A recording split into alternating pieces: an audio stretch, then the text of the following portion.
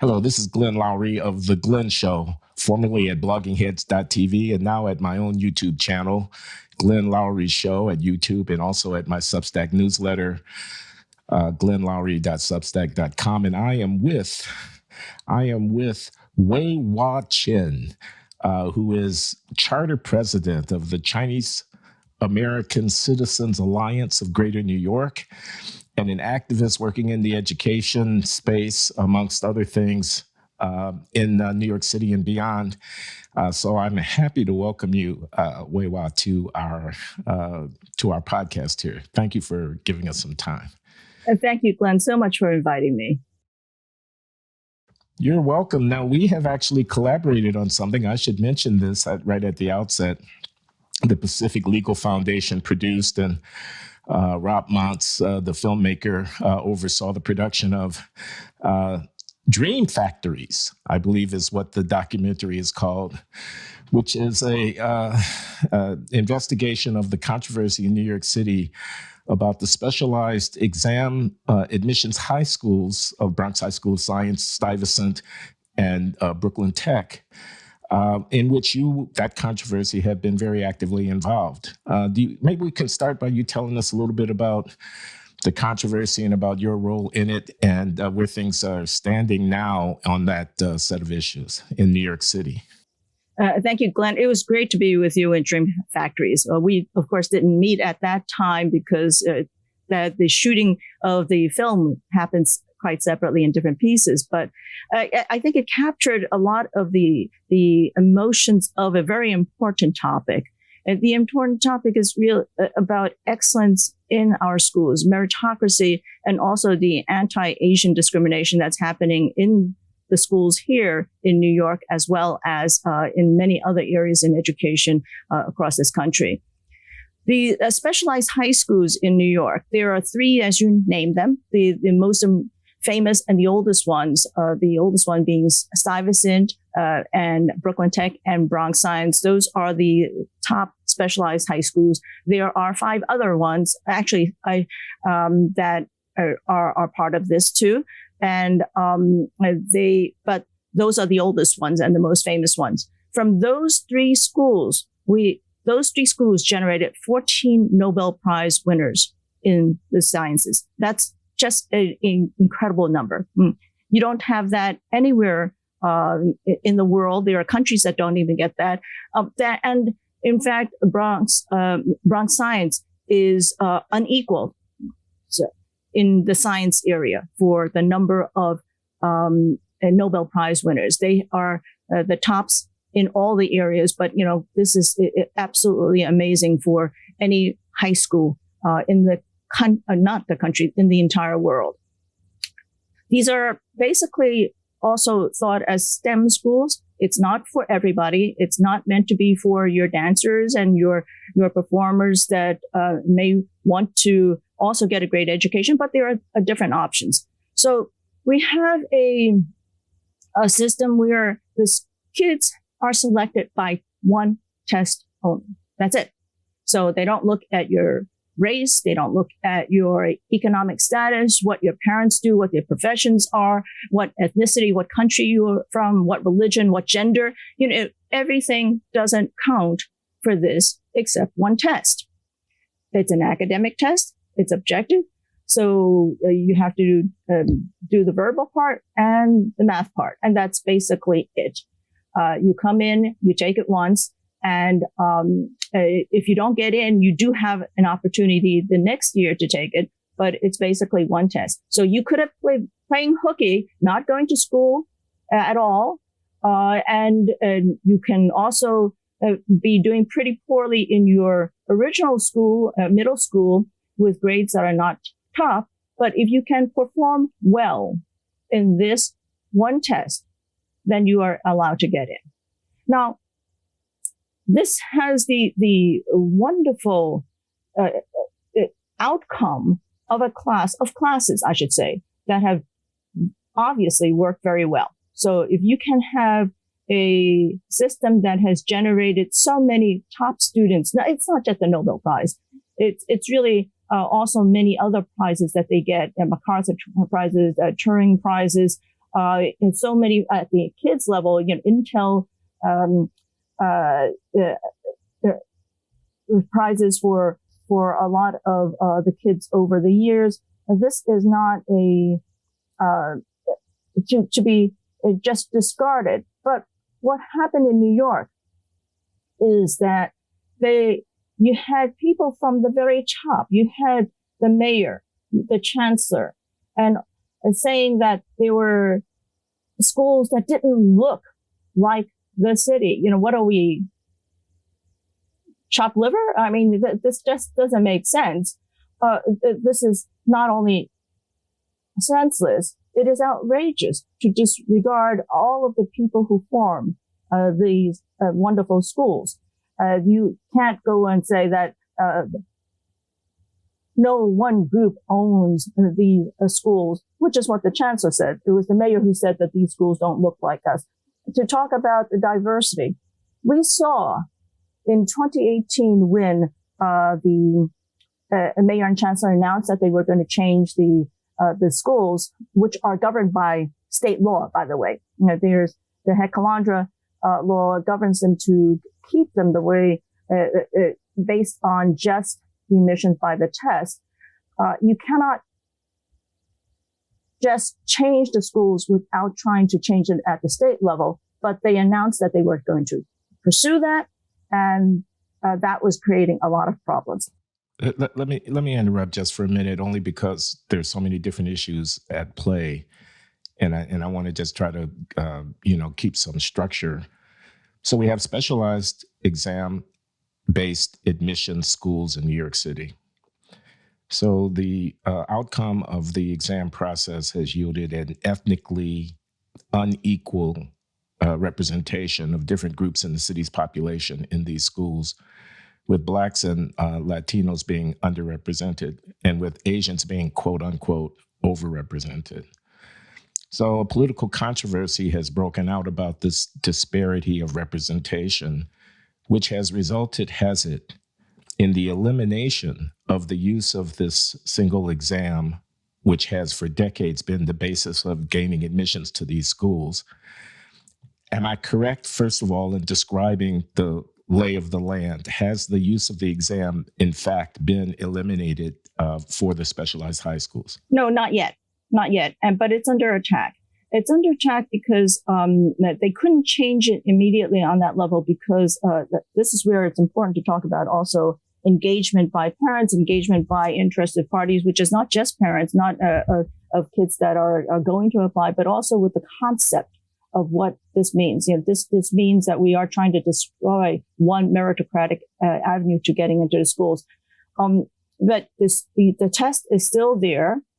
Because there was pushback, we went to Albany. We had to go and talk to a lot of legislators. We had to make sure that the law hadn't changed. But there was a backdoor avenue to changing the admissions. There was another program that's called Discovery, where it was a small amount. You would have something like 3% of the kids who would just miss the cutoff for admissions by the test. And what you do is you try to get ones who didn't make it, but they are disadvantaged in some way. And so usually it's an economic disadvantage.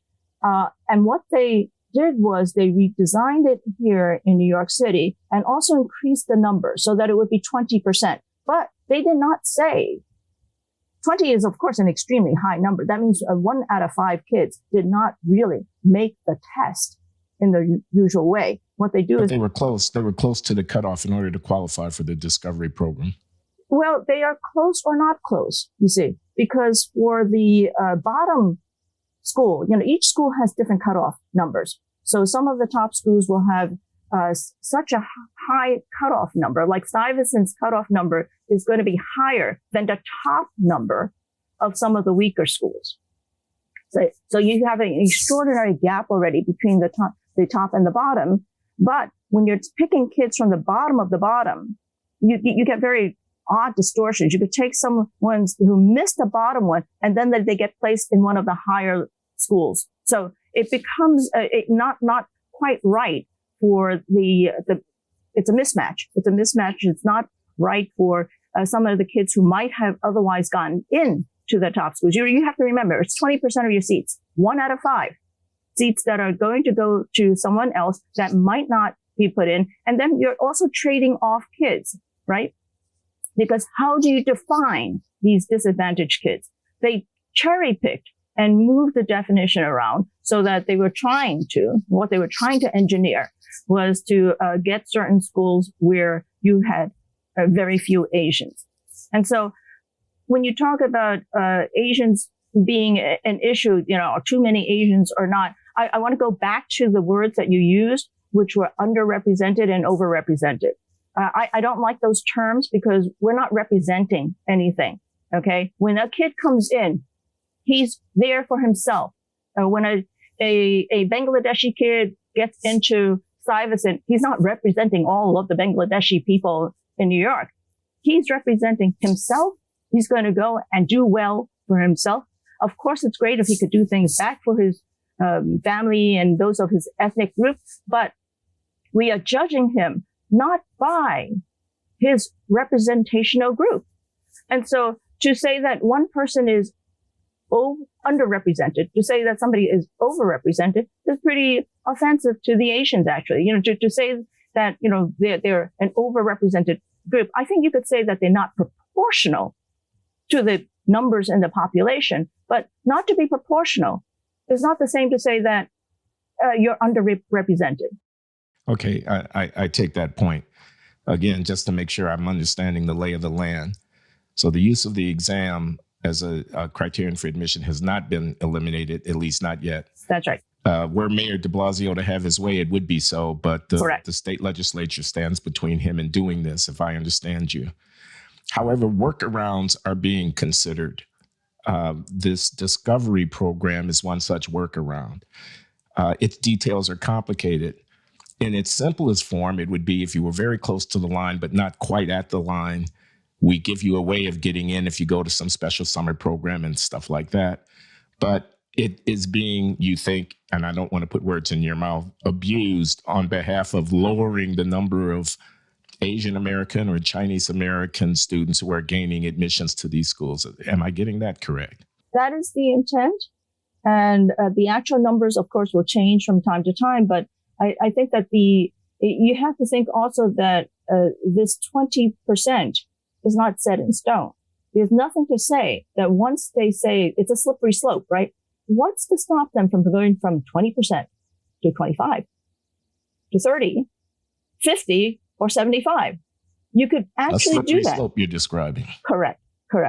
And so it really does undermine the original intention of this one test that would select these kids. Now, and all of this is false scarcity also that's being created. And you know very well that if you have an incredible demand for these schools, the simple solution is to increase the supply. They may not be completely similar, but you have to think about it. There's about 30,000 kids. That's 30,000 families that take the test every year. About 5,000 get in. They get placed in one of the schools. Now, I'm not saying that all 30,000 should be able to get in, but every 31 of the 30,000 kids should get something that is good for that particular kid. And that is what a school system is supposed to do. It may not say that you all should get into a specialized high school, but we should be improving all the schools so that you have some reasonable options. So, yeah, something tells me that if one were to expand the number of specialized high schools from 3 or 4 to 6 or 8, the lack of proportionality would still present itself because there's such large differences between the ethnic communities in performance on the test.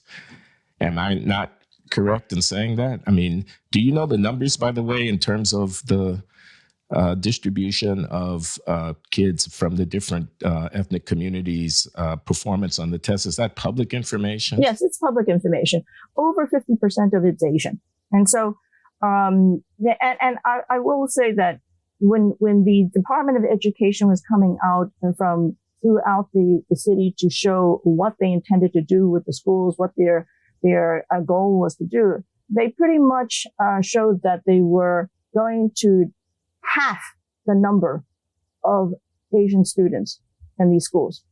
Yet not because they suddenly became dumb and lazy, okay, but simply because they were Asian. That was the goal. And so that is... Excuse me for interrupting.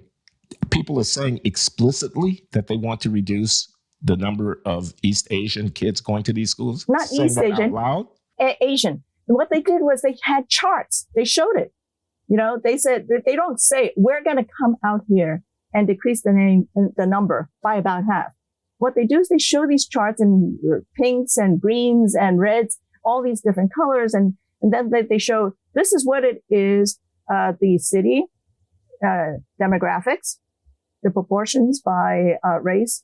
This is what the portions are currently in the specialized high schools. And this is where we want to go. And so you see where it is currently in the specialized high schools. And then you see where they want to go. And it's basically, you want to half the number of Asians. So they don't say, we're going to come out here and half the number, but you just look at the charts and you say, that's what they're trying to do. So they're careful enough not to say, we're out there to cut the numbers, but the mayor and the chancellor have pretty much said that already. Okay. They have said that these Asians do not belong to us. And these Asians, all of these Asians are not diverse. That's another concept that we should get into. What is diversity over here? When you talk about East Asian and South Asians, you're talking about half of humanity with different religions, different languages, different histories. They've been fighting each other in Asia for thousands of years. Yeah. And so to call them all lumped together, that's pretty racist. I wouldn't call me or the next Asian to me also similar, and I wouldn't do that to any other people. Oh, you people are all alike. You know, you all look alike, which is one of those things. So I think that's exactly what they did. Charts and graphs going through the city to explain to them this wonderful program. You have to remember also that 30,000 kids take the test. That's a large number of any class. So, you know, if you have in each class about 100,000 kids, you're talking about 1/3 of all the kids want to have an opportunity to do this. So I'm not saying that they all deserve it, as I said. So you're talking about a very small portion, so a small percentage of kids that are in this whole discussion, and they're making a mountain out of a molehill. You know, you have a huge problem of all the schools, but what you do is you try to attack the thing that most people know is working. Because if this admissions test did not work, these schools would not be good. If these schools were not be good, we would not have this discussion about how to take them apart. So, you know, you could follow the logic there, the reasoning that they don't really aim to improve the schools, because what you should be doing is thinking about how do you expand this pie? Let's go back now. You were talking about how can you deal with this disparity? We have to first remember that the test does not discriminate against race. For 20 consecutive years from the 1970s to the 1990s, Brooklyn Tech, the largest of the specialized high schools, was majority Black and Hispanic. And they were able to do that because of the pipeline. You have to have students prepared to take the test. You can't do it by a cram course in 5 days before you take the test. This is something that you have to study beforehand. You do not try to compete in the Olympics and swim if you just try to do it a week in advance. It does not happen. You train for lots of time, and there's nothing wrong with it. People should be proud of studying, whatever their race is, whatever their ethnicity is. So you have to start that early. And in those days, when you had for 20 consecutive years of majority Black and Hispanic enrollment in Brooklyn Tech, there was a pipeline of gifted and talented programs throughout the city. So it was throughout the city that you had these programs that selected kids at an early age to say that, these kids, they have the interest and ability and commitment to do studies. And so because they were in every part of the city, you're going to naturally have kids from all over the city who can be prepared to take the test. What happened in the 1990s, because there was this perceived thought that we shouldn't have gifted and talented programs, so they were going to get rid of it again by fiat. But a lot of the parents who pushed back happened to be in the white or Asian communities. They wanted to keep the gifted and talented programs. They fought to keep them. They got to keep them. But the Black and Hispanic neighborhoods often did not do the same. And so they lost them. You could see that there are huge areas. If you look at the map in New York, you will see that there are deserts. Gifted and talented deserts program, gifted and talented program deserts. And now, actually, just last week, the mayor went and the new chancellor did the same thing and said that we're going to get rid of all the gifted and talented programs now. Okay? I saw that. Yes. And this is the same kind of problem that you think of. Well, if not everybody can get in, nobody can get in. If not everybody is educated, we don't want anybody educated. That is not the solution. The solution is that how do we get more programs to more kids in a better fashion that would really address their special interests and abilities in these areas in the academics. And it can be done. So again, let me interrupt you. People are going to listen to this and they're going to say we're only hearing one side of the story. Let me declare I'm extremely sympathetic to the arguments that you're making, about representation and the essentializing of ethnic identity, to the arguments you're making about the importance of having elite venues where the most talented and gifted people can develop their talents and express themselves, to the argument that you're making about the fact that if there is a problem in some communities of color in gaining access to these elite venues, then let's direct our attention to the root causes there rather than penalize the people who are doing well.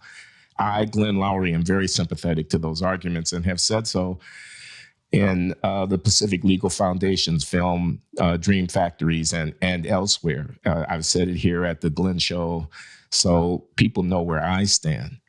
But there must be some reason why the popularly elected mayor of New York City is taking the position that he's taking, and that the very strongly felt sentiments of some communities of color in the city are being expressed against the exam. You say, for example, the exam is not biased, it's just an exam. There are people who would argue that the exam is biased and that the poor performance of some communities of color is a reflection of that bias. They would say these are tremendous opportunities for the kids of New York City. The fact that there are so few Black and Latino kids who are getting to avail themselves of these opportunities is unacceptable. Something must be done about that, and so forth and so on. Have you no sympathy?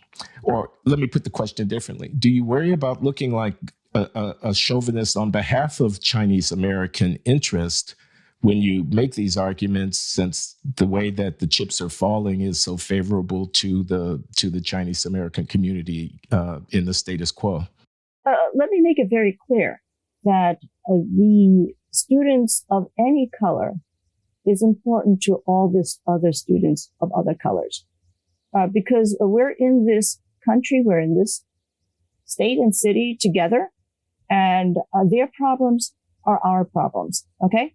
And so the parents that I've worked with, the advocates that I've worked with, many of them, yes, do happen to be Asian because we are under attack.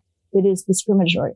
But we also have been looking for solutions. And so some of the solutions, for example, in the Gifted and Talented program, we worked with legislators. We did, Asians, to say that what we should do is actually increase the number of gifted and talented programs. There are two bills, okay, in the Assembly, the State Assembly, and the Senate, the State Senate, for this to increase the number of programs throughout the city so that every single school of a certain size would for every grade have a gifted and talented class that would be selected not by an exam. Okay. So teachers can go and choose and say, these kids, they're really bright. I think that we can have them in this class. So every single school and in every district, we want to have one program where the kids are admitted by exam. So this got into bills just these last couple of years, because we've been talking about it and saying, what is the right solution? Because if we're trying to address this, we should be doing it across the board everywhere. And this does do it. The other thing about the specialized high schools, we've talked to the people, and right now, I've talked to members of our advocacy group. We've talked to all the legislators, all the candidates who've been running for mayor too. And one of the things that we said is that we should increase the number of specialized high schools. You can either do it by more similar ones, the test, but regardless, you don't touch the existing ones. The existing schools that are test only, let them be, because if it ain't broke, don't fix it. Let them go, right? And then later, you can also have more schools also by test only, or a combination of test plus grade. If you really want to go down that route of saying that you want to have teachers' recommendations and interviews and things like that, that's a little bit crazy for a public school system of this size, but there are different options. In fact, there are actually screened schools already on the high school level. So there are many different programs and options for kids. So if you increase and have an additional 5 specialized high schools, you will have people who are able to come in at different levels. So you do 2 things. One, you increase the pipeline. You have to be able to educate all of the kids better. If we wanted to look at the cynicism of the Department of Education, they're pretty much taking the route that, well, we can't teach the kids any better. What we're going to go and do is just change the outcome. That's not the right way of doing it. So. Okay. That sounded constructive to me.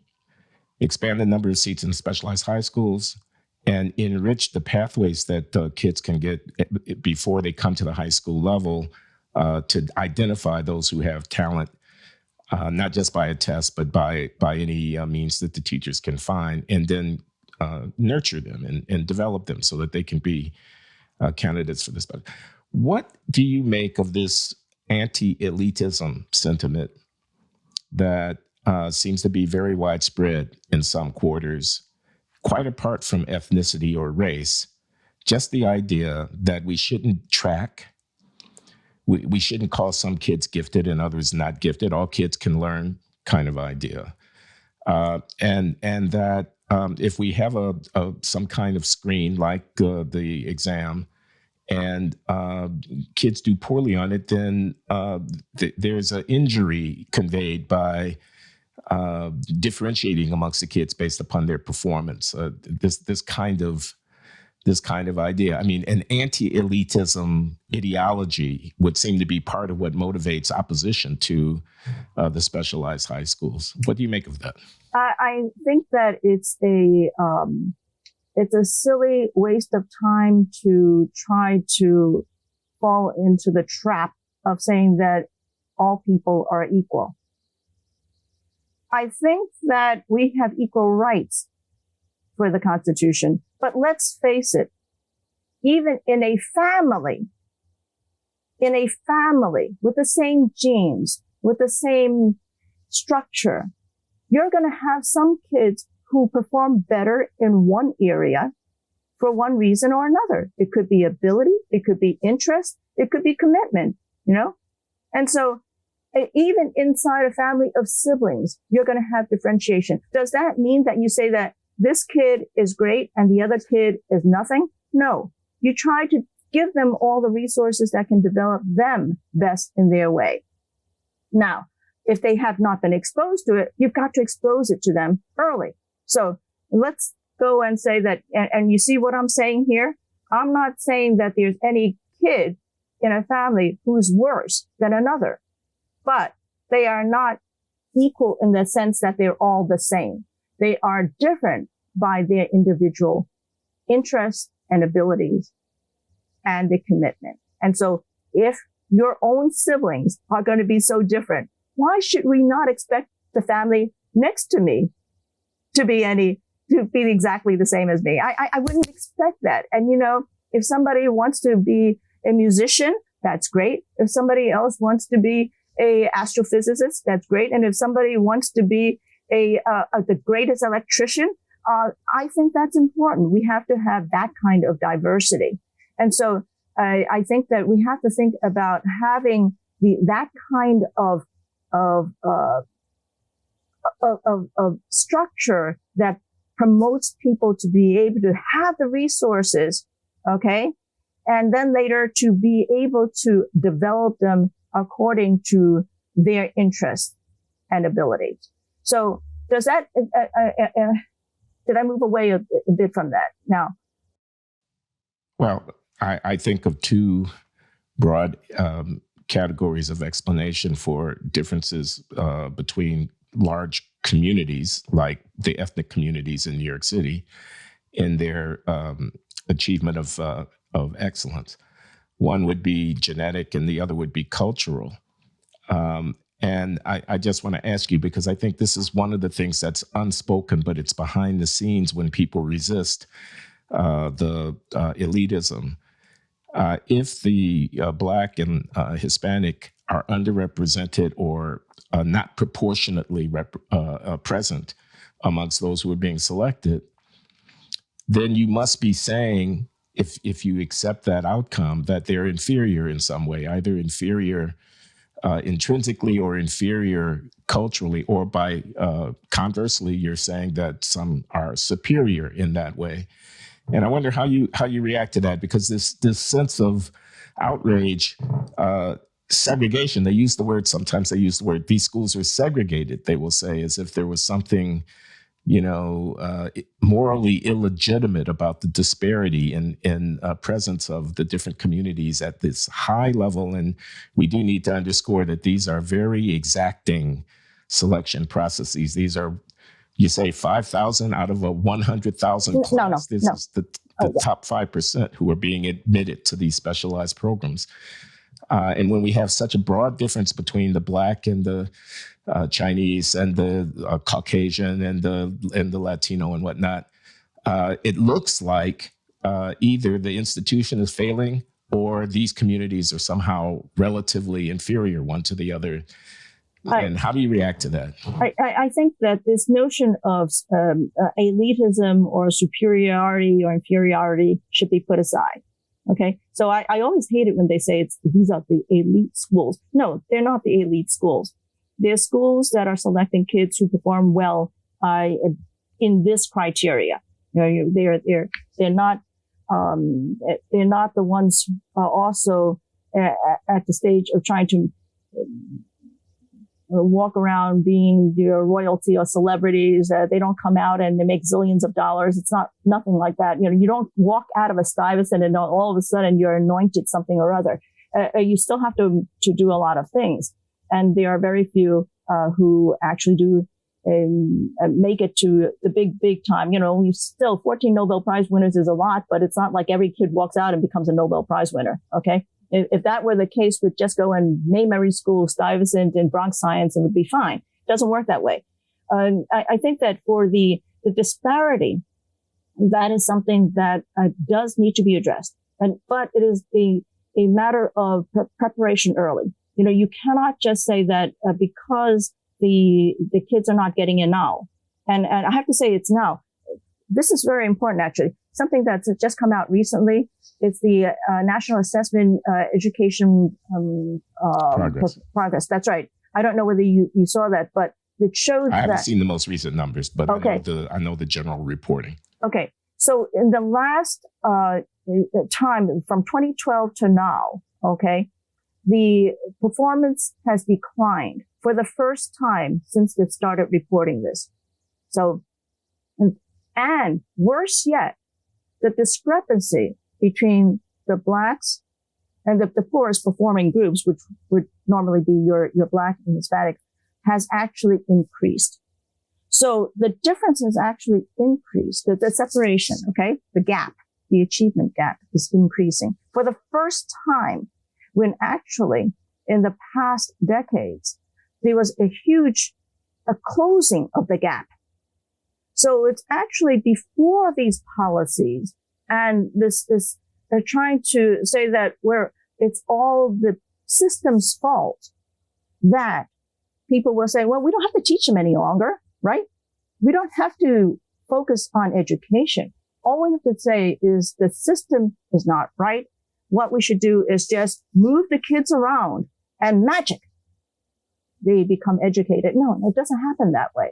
It's sort of like saying that if I put somebody who's not yet prepared into the specialized high schools, they will suddenly be able to do the work.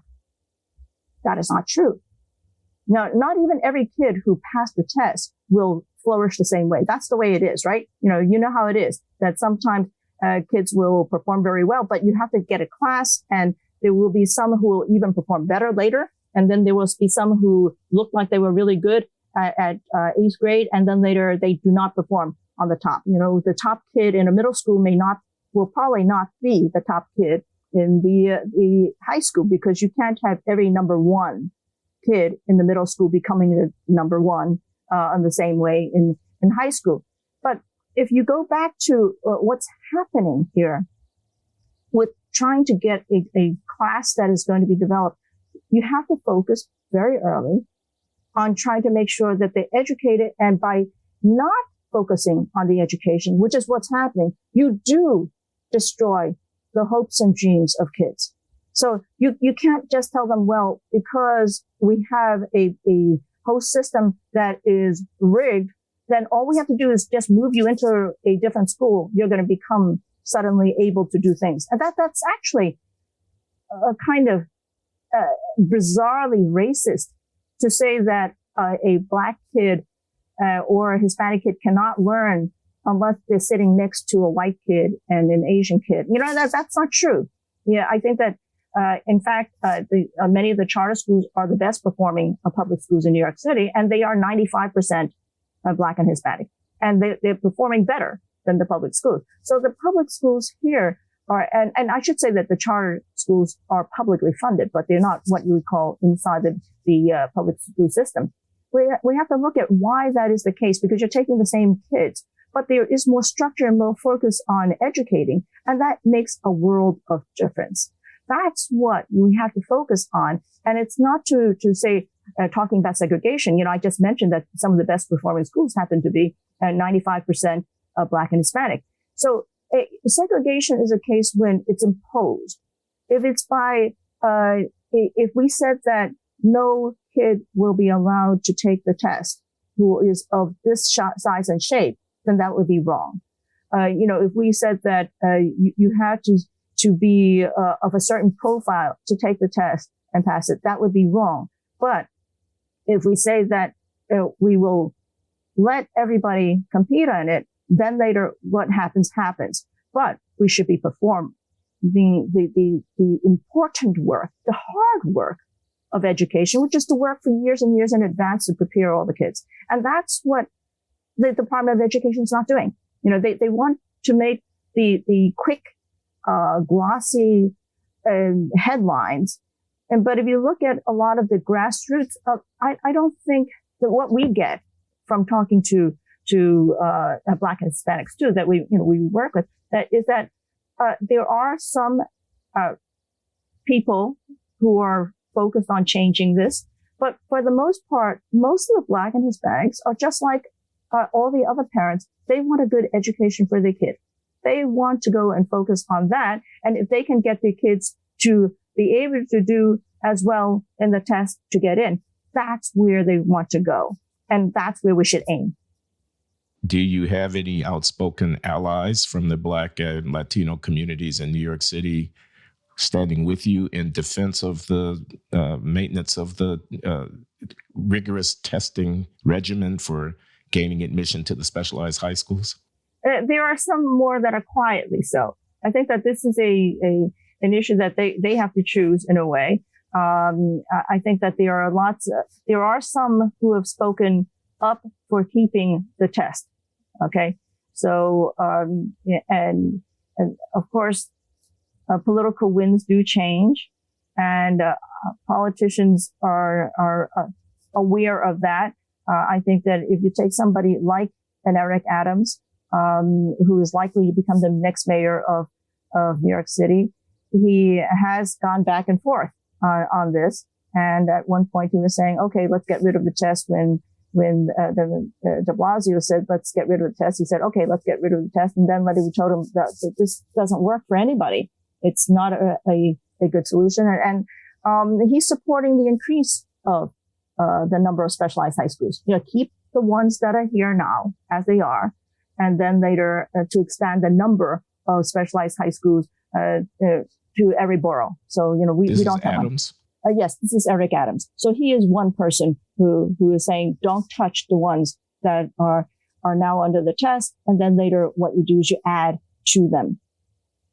Was it at all, this issue, important in the primary contest that Adams emerged victorious in for a mayor? Well, I don't know whether it was the most important issue. There were many issues. I think that to put things in perspective, I would say that the safety on the streets is probably the most important right now. And so, but I'd say that is also related to education too, because if the kids do not feel safe going to the school, a lot of parents are going to keep them at home. So, we have to take care of the safety in the streets first. So I think that he probably had a notch up on that, but it was an issue that he was, questioned about during the campaign. And I know that there are a lot of people who think that, increasing the pie is better than decreasing the pie. Let me ask you about CACAGNY, a Chinese American Citizens Alliance of Greater New York, of which you are president.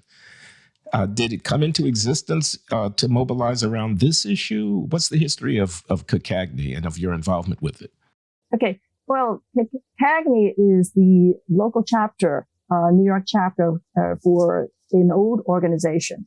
And the old organization is the Chinese American Citizens Alliance that was founded in 1895, actually. So a very old group, but we didn't have one in New York for many decades.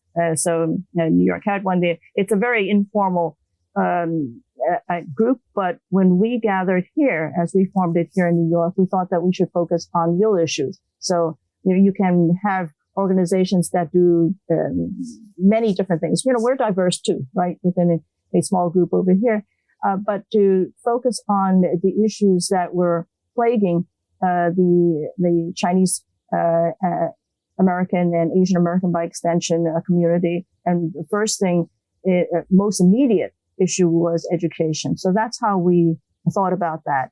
And so this was just if the focus on the discrimination there, and we see it not just in New York, but it's also in other places. So in Thomas Jefferson, in Virginia, in Lowell, in San Francisco, Boston, Latin. We have the same kind of attack, and it's also the same thing was happening also at the Harvard and Yale, the college level, and now they brought it down to the gifted and talented. See, so it really is a major issue, education, what they want to do, and when they see that, well, we don't like the numbers. Gifted and talented happens at 43% in New York are Asians also in this program. So they want to, that's part of the impetus for saying, let's get rid of the entire gifted and talented program. Now that's again wrong. This is the looking at race before all the other issues. Again, just look at the numbers. There are many times the number of kids who can get into it, who are entitled by their grade to get into the gifted and talented program, but there aren't enough seats. So why don't you create more seats? See, there's a lot of false scarcity that's created that from a economist standpoint, you should think, oh, well, why don't you increase the supply here? Those are issues that I think that we should be addressing over here. And we took it on us on CACAGNY to do that. But there are other things that are related. So when all the attacks happened against the Asians, this is, it's a long plague that has happened. It did not suddenly happen in against the Asians. Asians have been disproportionately attacked. You could see it from the Department of Justice numbers, and in fact, I think that the Department of Justice numbers they decided not to report on the Asians specifically in the most recent release because it actually looked worse than normal. So it was always bad before, and then it looked worse. But if you think about it, if you tell... Wait a minute.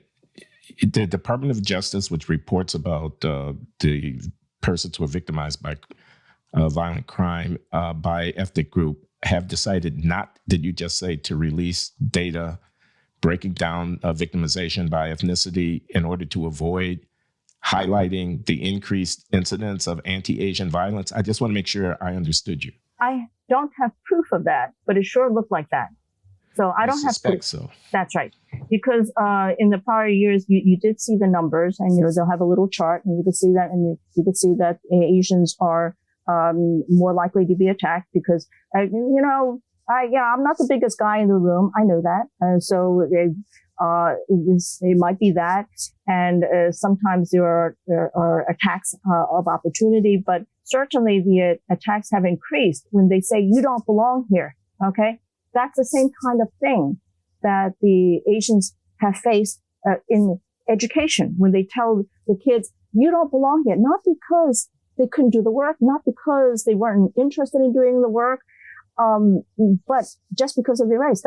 You don't belong here. And it goes out into the street. You tell them that early from the schools. You teach them that, and it seeps in. This is the subliminal message. And you go out in the street and we hear the same words. And this is the same thing that happened with the Chinese Exclusion Act. I want to make sure I'm understanding you. There's a controversy about Asian, quote, overrepresentation in the specialized exam schools and so on. And there's also an uptick in anti-Asian violence, much of it coming from the Black community. You're linking those two things, are you? Yes, I am. I think that it is really part of the same kind of scapegoating and race essentialism. If you look at that, if you want to look at people by their race, and you want to say that I'm not doing as well and I'm going to scapegoat somebody else, is that not connected? Is this not connected in education when they want to do the same thing and say that we can't teach the kids in the school? So let's look at the group that in some cases they've done a lot of work outside of the classroom. They go home, they read, they study. And what you do is you say that we can't fix it for everybody else, so let's scapegoat them. And then it goes out on the streets. This is the same thing that has been happening for too long, and it doesn't serve the entire community. We should be working for solutions for all the different groups, and to just say, well, we